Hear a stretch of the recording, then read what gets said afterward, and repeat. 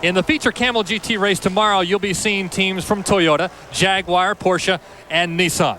The latter is experiencing one of the most impressive streaks in professional motorsports history.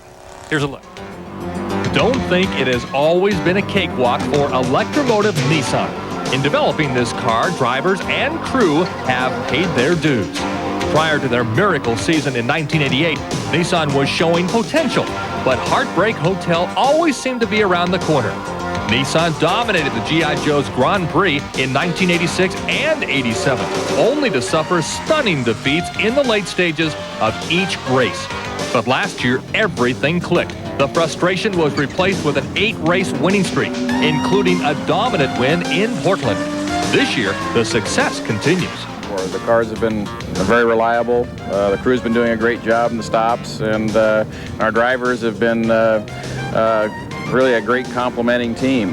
That team has picked up where it left off last year. 7 wins in 9 races. They continue to be the talk of IMSA, and Geoff Brabham is experiencing the success firsthand behind the wheel. In his last 21 starts for Nissan, Brabham has won 17 times. But that's in the past.